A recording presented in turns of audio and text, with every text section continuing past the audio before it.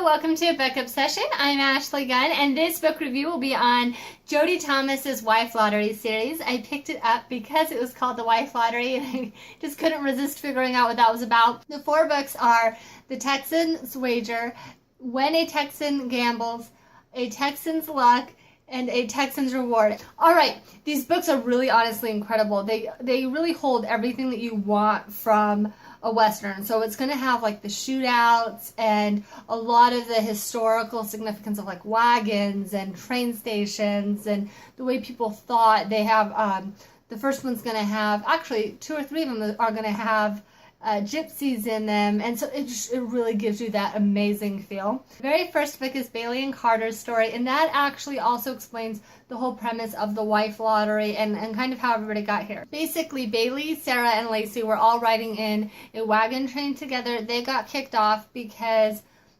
Sarah was sick. She just had a baby, lost the baby. Her husband had just died, and she had a fever. What's amazing is that she actually survived the fever, and they thought that Lacey was a witch because Lacey was taking care of her and stuff. And my brain went, why would you kick the witch off the train? Like, if she can solve fevers and people are dying from them, then keep her on the train.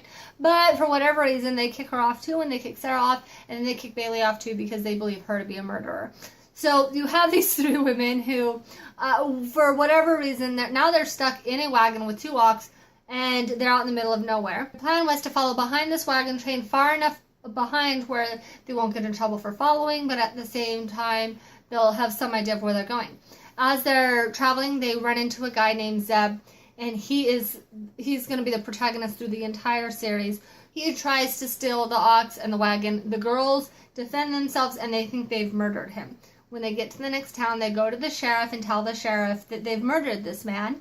They can't find the body, and the sheriff knows that the guy's a bad guy, but the girls turn themselves in, so the sheriff figures if they can pay the fine, then they can go free. And what they're going to do is basically have a lottery where people can win the chance to marry the women if they pay the fine, but the women have the opportunity to say no if the person is not someone that they are interested in. But even after they say yes, the sheriff will come by the house a couple of times over the next couple weeks and make sure that they're interested in staying married and that they're being treated right before he'll actually marry them.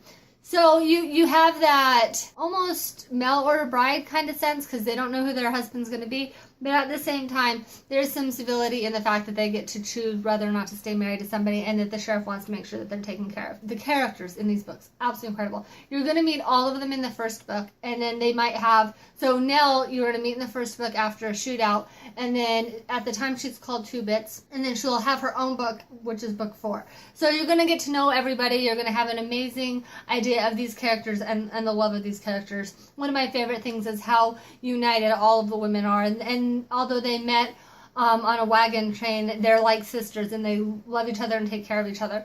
So Bailey and Carter's had a really horrible childhood, and Bailey has really no experience with things. So for the most part, they're kind of just guessing and just trying to do what they know other people do. Does that make sense? In this book, Carter's mother was deaf, and so he knows how to speak sign language. There's a girl on a train wreck who is deaf, and so he actually goes to another town to help the police solve this train robbery. That train robbery is connected to Zeb also, and they end up in a shootout.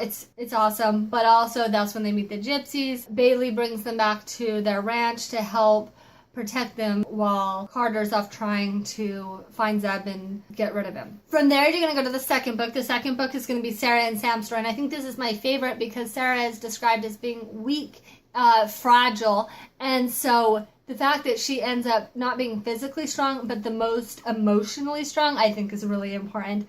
Sam is a bounty hunter, so you're going to have incredible fight scenes, bar fights. They travel a lot, which I loved. I love the descriptions of, traveling through the rivers and the plains. I'm sat for that type of stuff. They sleep outdoors a lot. The fragile one, ends up loving horseback riding and sleeping out under the stars and stuff like that. So it's very unique that's her personality, and that's kind of what this story is. But basically, you start this book off with her thinking that she's fragile and weak and needs to be taken care of because that's what she's been told her whole life. And then as the book grows, she just becomes stronger. And like I said, because he's a bounty hunter, you're going to have a lot of that stuff. But you're also going to have this bounty hunter trying to figure out how to have a life and not endanger Sarah in the process. From there, we're going to go to Walker and Lacey's story. This is probably one of the most unique storylines I've ever heard. Lacey was married by proxy to Captain Walker by his father. His father paid her fine, and she was the youngest. I think she was about 15 when they actually were auctioned off, but this is years later. Captain Walker finds out about Zeb and his wife being in danger, and although he does not like the fact that his father took it upon himself to get him married and stuff like that, when his military force finds out that his wife is in danger, they actually send him back home to take care of it and protect her. And that's when he actually meets his wife. And so the entire relationship, it's really unique because she has a better relationship, or had a better relationship before he passed away, to Captain Walker's father than Captain Walker did himself. And so there's a lot of unique aspects to it. Lacey's character itself, she's so strong. All the women, very, very strong characters. From here, you're going to go to Nell and Jacob's story. Nell was injured in book 3. She was in a shootout. They thought Lacey was driving a buggy and it ended up being Nell.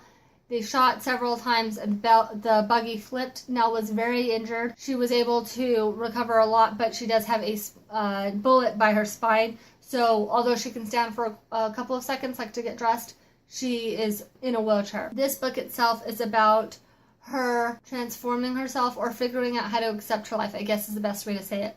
So she's inherited land that used to be a whorehouse that she grew up in. It's no longer operational, but she lives there. She owns several pieces of land as well, and she can't take care of this stuff because she doesn't have the capability in her wheelchair. So she puts out an advertisement for a husband. Jacob, who's a ranger, you've known him through the entire series as well, is going to find out, and basically he shows up, and now the book is about him trying to convince Nell that he actually wants to marry her for the right reasons and not the wrong reasons. And I think it takes him a minute to realize that he actually wants to marry her for the right reasons instead of the wrong reasons as well. I don't think he went into it expecting to actually love her and want to be with her.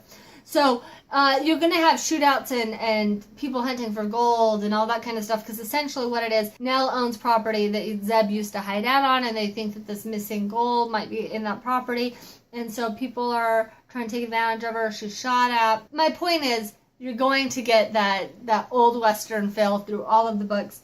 I loved them all. I think it's incredible. I also found out that Jodi Thomas has tons of books. I picked up this series, and then I found out that she has tons and tons and tons of books, and they seem to be all historical themed. So I look forward to that, because the next time I'm in the mood for a Western stuff like that, I'll absolutely check out the rest of them. I thought that this was incredible. So again, that's The Wife Lottery. If you like this review, go ahead and like it. If you have any questions, comments, maybe a recommendation, put in the recommendation section. And then if you want my reviews every week, go ahead and like this. Thank you all for joining me.